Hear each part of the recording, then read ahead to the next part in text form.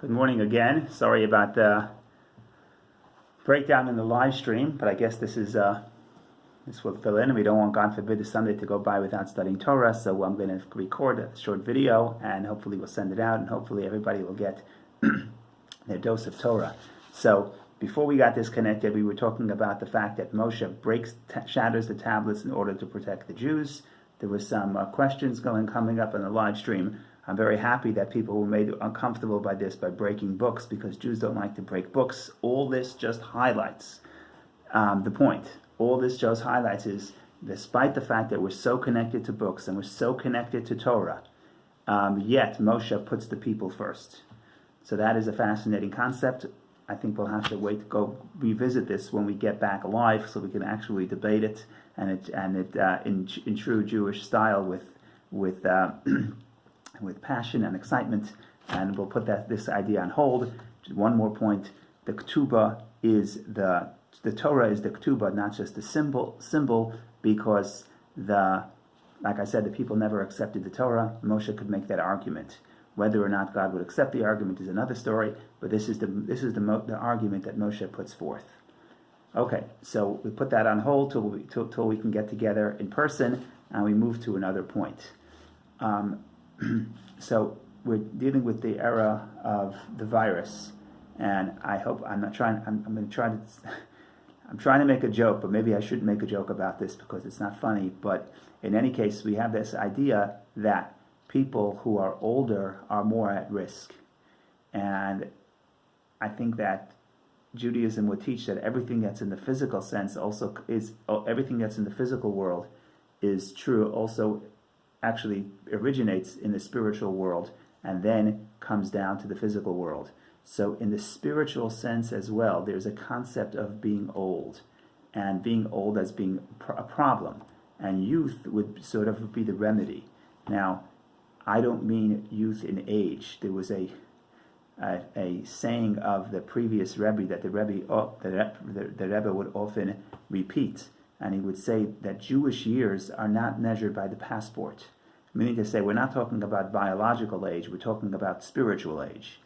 And one way to think about this is young person and old person is the attitude. There could be young people who are not youthful in their spirit. There was a story which I said a few times that when I was growing up in the 80s, there was a Chabad organization in Israel called Seirei Agudat Chabad, the Chabad Youth Organization. They still exist. The problem with the organization was that the chairman of the Chabad Youth Organization was a man in his 80s. And in the mid-80s, he wrote to the Rebbe and he said that he wants to resign because it's not appropriate that the chairman of Chabad Youth Organization should be somebody who's 80 years old. So the Rebbe told him that, of course the Rebbe did not let him resign, and the Rebbe said that when we say youth, as in Chabad youth, youth doesn't mean age, youth means in spirit. And why am I telling this to you? Because when the Torah describes Moshe's passing, if you look at the last page of the Torah, the last chapter 34, verse 7, the verse reads, Moses was 120 years old when he died. His eye had not dimmed, nor had he lost his natural freshness. So there are many ways of interpreting this verse. One way of interpreting this verse is that he did not lose his natural freshness, meaning to say he did not become old. Why didn't he become old? Because his eye had not dimmed. What does it mean his eye had not dimmed? His eye had not dimmed could mean literally that the signs of old age did not occur to Moshe because Moshe was so connected to God, the source of life. That's one interpretation. But there's also a metaphoric interpretation, and the metaphoric interpretation could apply to everybody. The metaphoric interpretation is his eye has not dimmed. What does eye mean? Eye means the vision. A person is looking forward, looking to achieve the goals. And one way to think about it is an old person, again, not old in age, but old in spirit, is somebody who looks at the past achievements and is satisfied with past achievements. A young person is somebody who has the vision, and even though he knows he did not achieve it yet, but he's always hopeful and trying to grow and trying to achieve, and that is Moshe. Moshe's vision has not dimmed, and therefore he still has the natural freshness, therefore he has the natural passion. And you see people who are full of vision and full of ideas of what they want to achieve, and in that sense, the old age does not really stop them. So it's very important to be youthful. I'm not referring to biological age. I'm talking about biological years or years on the passport. I'm referring to always maintaining the spirit of trying to achieve more in the spiritual sense of becoming a better person, becoming closer to God, studying more Torah, etc., etc. Okay. Now, there is an entire genre that this commentaries discuss, and that is connecting the end of the Torah to the beginning of the Torah. It's called Matkifin Hatchala LaHashlama, or Hashlama LaHatchala. You connect the conclusion to the beginning. And the idea is that you never graduate the study of Torah, and therefore, as soon as you finish, you start again because there's always some more to study. But so if that's the case, then the Torah is not just linear, but it's circular, and you keep returning to the beginning. It's not a circle, but it keeps growing like a spiral or an upside down spiral. It keeps growing in the sense that we're reading the same verses, but we're finding deeper meaning. If that's the case, then the end and the beginning, if it's like a circle, the end and the beginning have to be connected. So there's literally thousands of interpretations that explain the connection, the connection between the end of the Torah and the beginning. So we're not going to go through all 1,000, but we'll go through a few, and eventually, not today, eventually we'll actually do this and conclude the Torah and start again. Hopefully we can find time to celebrate everybody together in person and study in person, but in the meantime we could focus on the connection between the end of the Torah and the beginning of the Torah. So I'm going to say one that's connected to yesterday, the reading we read yesterday, which is HaChodesh, the first, the commandment that we read in the Torah yesterday, to read the commandment to set up a Jewish calendar. And there's a fascinating concept about the Jewish calendar, and that is that the Jewish people are complicated people. Most people have a new year, but for the Jewish people that would be too straightforward. So instead of having a new year, we really have 2 new years. We have a new year. Ready for this one? We have a new year for the years. That's Rosh Hashanah. But then we also have a new year for the months. And the head of the months is the months of Nisan. That's 6 months after the new year, really the beginning of the 7th month. And we basically have 2 new years. We have New Year of Rosh Hashanah, which is the new year for the years, and then we have the new year for the months, which is the month of Passover. And the question becomes, why do we need 2 years? It actually becomes quite complicated, because if you look at the Torah and you want to see the meaning of if you look at the Torah and you want to see, so if you want to see how the Torah refers to the new Rosh Hashanah, doesn't say that Rosh Hashanah is the first day of the first month, right? Most normal societies, the New Year is 1/1. It's day 1 of month 1. In the Torah, you don't find that. In the Torah, Rosh Hashanah is day 1 of the 7th month, right? Because we count the months from Nisan, the month of Passover. So by the time we get to the high holidays, it's the 1st of Tishrei, the 1st of the 7th month. So the Torah refers to Rosh Hashanah as the 1st of the 7th month. So only the Jewish people are such a complicated people, where we have the new year is the 1st of the 7th month. So what's the meaning? The meaning is that there are 2 new years because there are 2 cycles. There are 2 ways of telling time, because we're tracking 2 different events. And both events are paths to connect to God. In Torah, in Judaism, everything in the world is a path to God. And both of these ways of counting time are ways that connect us to God. So to explain, in general, there are 2 things. There's the natural order, and then there's the miraculous. Natural order is everything in nature, and nature is reoccurring. Nature is predictable. The sun rises in the east, it rests in the west. The speed of it sets in the west. Speed of light is constant. All the laws of nature are constant. And then you have a miracle. What is the miracle? The miracle is something that's extraordinary. A person experiences something that's extraordinary, and all of a sudden they celebrate, they say it's a miracle, it's been unpredictable, it's unpredictable, and when we celebrate, then in some sense we feel elated by this great miracle, and all miracles, what they have in common is that they are unpredictable. Now the question becomes, where does a person feel closer to God? When a person experiences nature or a person experiences a miracle.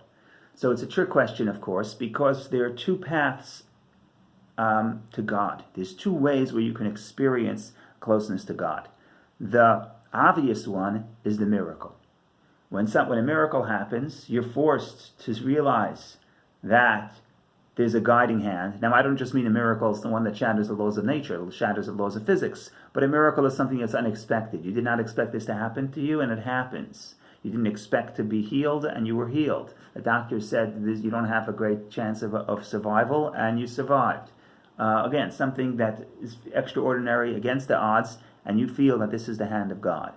So it's much easier, obviously, it's easy to feel close to God when something unbelievable and extraordinary happens. But that's not the only way to connect to God. Judaism would teach that another way to connect to God is simply by seeing nature. What is nature? Nature is an expression of God's power, of God's awe, of God's artistic skills. So when you see nature, it's also a way to connect to God. Not only nature, in other words, it's a way to feel close to God. And that's why the Kabbalists and the Hasidic sages, they would always go into the nature to pray. You know, today people are a little bit upset they couldn't go to shul yesterday, but the Hasidic masters, after going to shul, they would go to shul to hear the Torah reading and answer and say those parts of the prayer where you need 10 people to respond to. But then when they personally would want to pray to God, they would go to the forest, because that's when they felt close to God in nature. But it's not just nature itself. When you see nature, do you feel close to God? There's also the consistency of nature is also a testament to God. So the Kabbalists explain, it comes from a work called the Akedah, and the Akedah explains, quoted in the Hasidic philosophy many times, that the consistency of nature is really testament to the consistency of God. In other words, really, if you think about it, everything that's a creation should not be consistent, because consistency means that it was here, always will be here. Where the concept of consistency comes from Hashem. Hashem is truly, ultimately, the only consistent thing, and nature is consistent to the extent that nature is consistent. It's because it's connected to God. So, in other words, when you see the consistency of nature, it's really an expression of the consistency of God. So in other words, there are two ways of seeing God. You can see God in the extraordinary, but then you can see God in the ordinary. You could see the God in the unpredictable, but then you can find God in the predictable. And therefore, the Jewish people have two ways of counting time. On the one hand, we count time from Rosh Hashanah. Rosh Hashanah is the beginning of the natural order. That's when we celebrate creation, the creation of nature. So because we celebrate the creation of nature, therefore, we count from Rosh Hashanah. That's when the world was created, or Adam was created. And we celebrate this because we realize that nature is an expression of God. And that's how we like to count time, from the natural order. On the other hand, we understand that sometimes God expresses himself in a different way, in the extraordinary way. That's the month of Passover. The month of Passover is the first time where we have collective miracles to the entire Jewish people, when God takes us out of Egypt. And in that sense, when we count from the month of Passover, we're celebrating a different concept. We're celebrating the idea that there are miracles in the world, and there's the extraordinary, and the extraordinary is actually a sign, and obviously easier to connect to God through the extraordinary, and that's why we have two ways of counting. We celebrate the natural order, and we celebrate the extraordinary. Okay. Now, what's interesting is that of those two ways of connecting to God, and both are paths to God, are they in conflict, or does one help the other? So the Kabbalists explain that once you experience a miracle, then it's much easier to revisit your perspective and then see God in nature as well. In other words, when you go to nature, when you watch the sunset, when you go to the Todd's Point to look at the water, you're seeing nature. But other people also see nature, but they don't see God. In fact, they see nature as a standalone thing, independent of God. So for some people, nature could move them away from God. But if you experience a miracle, what happens is the purpose of the miracle, which shatters nature, which shatters the predictability, is to tell you that even once you experience a miracle, you can revisit nature, and it's easier to feel that the natural order itself is also an expression of God. So if that's the case, now we could connect the end of the Torah and the beginning of the Torah. Why is that? What is the end of the Torah? The last words is Le'enei kol Yisrael, in the eyes of all of Israel. But what are we talking about? Verse 11 and 12 is the great signs and wonders, as manifest by all the signs and wonders which the Lord has sent him to perform in the land of Egypt, to Pharaoh and all his servants and to all his land, and all the strong hand and all the great awe which Moses performed before the eyes of all Israel. So the end of the Torah, Le'enei kol Yisrael, in the eyes of all Israel, what are we referring to? We're referring to the miracles that occur, the miracles that occur to the Jewish people. What do we read right after that? Right after, in other words, if we go a cycle and we finish the Torah and we start again, what do we read in the beginning? We read about the natural order. Bereshit bara Elokim. In the beginning, Elokim created. And what's Elokim? We know Elokim is the name of God that's concealed within nature. It's not the supernatural name. It's not the name that defies nature. It is the name that expresses itself in nature. We know that the word Elokim, the name Elokim, has a numerical value of 86, the same as Hateva, the same as nature. And that's because that in the beginning of the creation, God manifests himself not through miracles, not through Torah, but through nature. So, when you see the miracles that occur, Le'enei kol Yisrael, before the eyes of all Israel, which is the conclusion of the Torah, now you revisit the Torah and you go back to the beginning and you start thinking about nature, and now you realize that nature itself is also an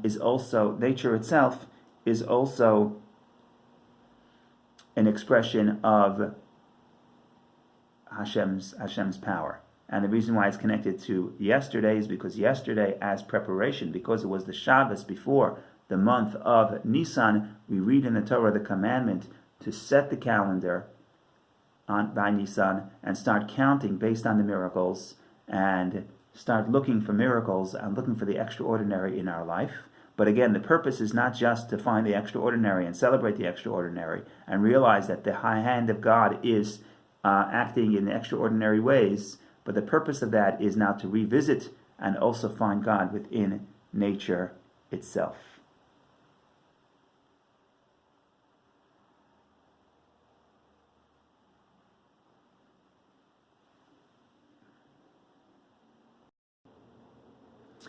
Just to add one more point to this, there is a interesting way to see this. You see this within the Ten Commandments. So, as we know, the Ten Commandments are recorded twice in the Torah. Once in the book of Exodus, when the story actually happens, and once when Moshe repeats it in Deuteronomy. And there are some changes between the way the Ten Commandments are recorded in Exodus and the way they're recorded in Deuteronomy, and we discussed that many times. Just to highlight one point.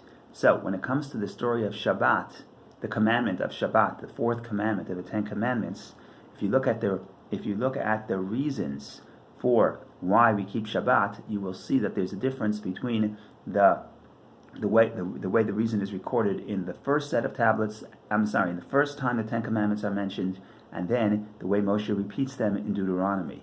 When they are recorded in Exodus, the Torah says that we should keep Shabbat. Why should we keep Shabbat? Because God created God created the world in 6 days, and on the seventh day He rested. Wonderful. We all know that. We read that in preschool and Hebrew school. They taught us that the reason why we celebrate Shabbat is because to remember that God rested on the seventh day. Okay.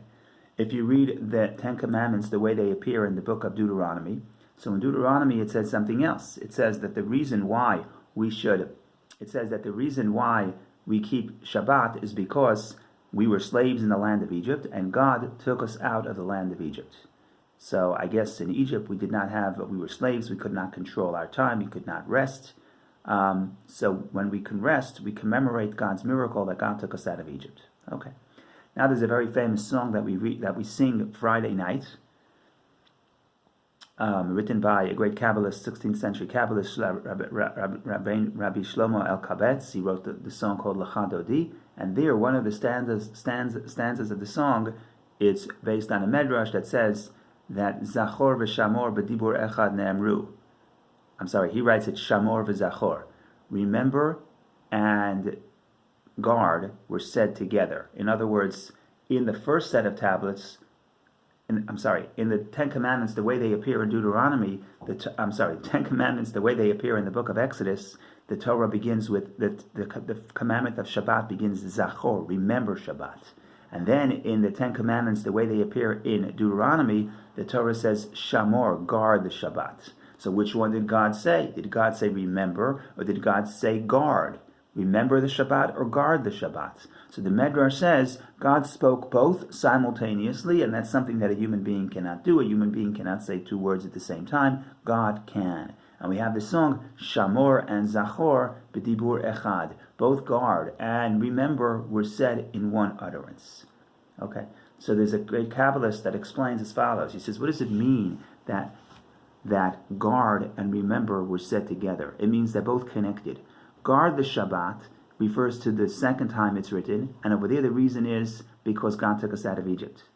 Remember Shabbat refers to the first time it is written, and there it says the reason for Shabbat is because God created the world. So these are connected.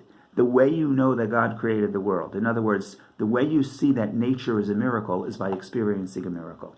Once you see a miracle, you see the extraordinary, now you look back and you revisit and you say, if God is present, then probably God, not probably, definitely God is present in nature itself. So that's just connecting this idea that we say about the nature and the extraordinary, the natural and the unnatural, connecting that to the concept of Shabbat, the way it appears in both readings of the Ten Commandments. Okay, one more point to connect the end of the Torah and the beginning of the Torah. And again, like I said before, there are many ways of connecting the end and the beginning. There are literally thousands of interpretations which do this. We're just going to do one more this morning. And this is Kabbalistic. We need to look at the letters a little bit, so it's going to be hard to do on the video, but we'll try our best, and we'll try to connect both points, both the beginning and the end. So, if you look at the end of the Torah, not the last three words, but the last four words, Le'enei Kol Yisrael is the last three words in the eyes of all of Israel, but the fourth to last word is Moshe, which Moshe performed, Asher Asa Moshe, which Moshe performed in the eyes of all Israel. So if you take the last four words of the Torah, and you take the first letter of each word, Moshe Le'enei Kol Yisrael, you end up with Mem, Lamed, Chaf, Yud. If you rearrange those words, you have the word Kalim. Chaf, Lamed, Yud, Mem. Kalim, vessels. So something about the last four words of the Torah talk to you about vessels. What is the significance of that? We'll get to there in a minute. Now, if you go back to the beginning of the Torah, and you will see something similar. If you look at the second verse, you will see that the earth, the earth was filled with chaos and nothingness. And then it says, V'choshech al pnei tehom, and there was darkness upon the water, al pnei tehom, upon the deep water. So if you look at the letters Choshech al pnei tehom, take those four words, you take the last letter of each of those words, Choshech al pnei tehom, once again you get Kalim, you get vessels. So there's something mystical here, and I'm just going to try to put it out there because it's a fascinating concept. So there's a Kabbalistic doctrine that you probably know of. It's called Shvirat HaKelim, the breaking of the vessels. And this doctrine does a lot of interesting things for us. But in short, what it says is as follows, that in the beginning, God emanates tremendous amount of energy to create the world. The 10 sfirot, the 10 divine emanations, are very powerful. And because they are so powerful, what happens is they shatter the vessels that contain the light. And when the vessels are shattered, the vessels fall down, the shattered vessels fall down very low, and that becomes the source, for all the physical phenomenon in this world, where if you look around the physical world, there's a lot of negativity, but the negativity has a tremendous amount of energy. So where does the energy come from? So the Kabbalah explains that all energy comes from God, but the problem is that the vessels, because they shattered, they fell very low. So now they're distant from their source, they're distant from God, so they are unholy in some sense. They are unholy, but they still have a tremendous amount of energy because they emanate from a deeper place within God. After the breaking of the vessels, God sees that it's too powerful, so he now emanates again more light, but this time the 10 sefirot are dimmed, the light is dimmed, light is not as intense, and therefore the vessels do not break, and that's what we call tikkun, the world of order, and that's the world of holiness. And the purpose of creation, according to the Kabbalah, is that we go and we connect and we correct those shattered vessels, the broken vessels, and that's what the Kabbalah refers to as tikkun olam, correcting the world. What we're doing is we're taking the energy that fell very low, fell far from Hashem, and we're bringing it back to its source, and we're reconnecting it to God, and that's how we correct those vessels. This is a Kabbalistic doctrine that explains many concepts, and it's absolutely fascinating, and we will discuss it again when we start the Torah anew. But just to put it out here, both this idea of the vessels are alluded to both at the end of the Torah and in the beginning of the Torah. In the beginning of the Torah it says, V'choshech al panei tehom. In the beginning there's just darkness upon the water.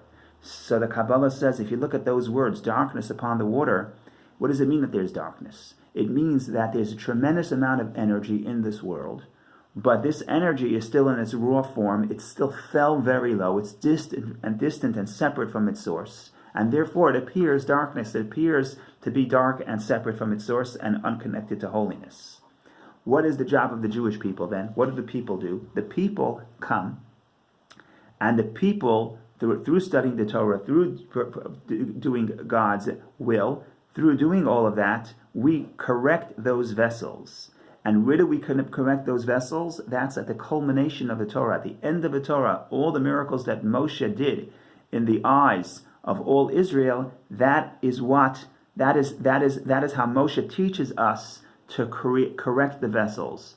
And because really all we're doing in this world is we're taking the physical phenomenon and reconnecting it to its source and correcting the vessels in that sense, realigning the energy of this world to make the world a better place. So everything we know about our job in this world can be boiled down to the Kabbalistic idea of correcting the vessels, tikkun olam, correcting the vessels. And this idea is alluded to both in the beginning of the Torah, where we experience the darkness because the energy is disconnected from its source. And then ultimately we work our way through until Moshe teaches us how. Moshe shows us in the eyes of all Israel, he shows us how to make kelim, how to make vessels, how to use the physical, everything physical in this world to make it a place and a vessel to God, and until we actually will be merit to actually see the holiness in this world, and everybody does it by doing their part, and ultimately when we rid the world of sickness and illness and viruses and negativity, we will culminate, that will be the culmination of the correcting of the vessels and making this world one big vessel for Hashem's presence. Thank you again for watching, and I apologize again for the technical difficulty. Hopefully next week or next time we can get a stronger connection, literally and figuratively, and we can do the comments and do live, and ultimately, in good health, we could meet together in person and get back to the study of Torah the way it's